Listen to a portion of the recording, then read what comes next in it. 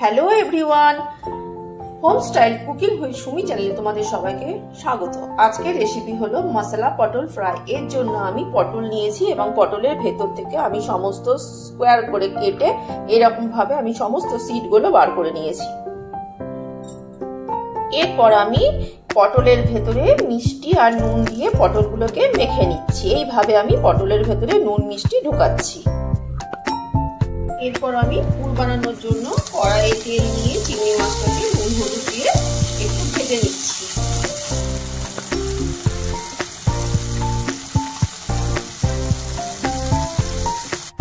দেখো আমার এটা ভাজা হয়ে এসছে। এরপর আমি আদা রসুন লঙ্কার পেস্টটা দিয়ে দিলাম।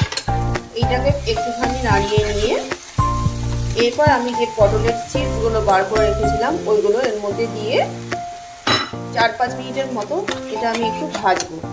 এর মধ্যে আমি একটু চিনি অ্যাড করলাম। মশলাটা আমার কষানো হয়ে গেছে। এরপর আমি দিচ্ছি গ্রেট করা আলু।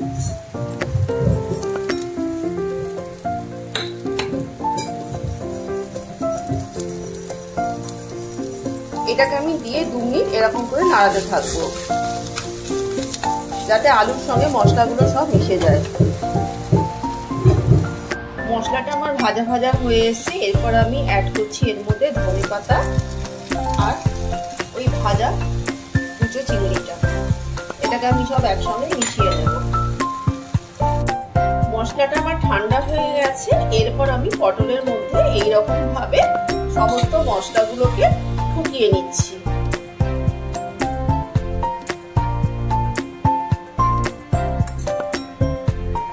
এইরকম করে আমি বানিয়ে নিয়েছি। এরপর আমি তেলে এগুলোকে ফ্রাই করব। তেল আমার গরম হয়ে গেছে। এরপর আমি একটা করে পটলগুলোকে ছাড়বো।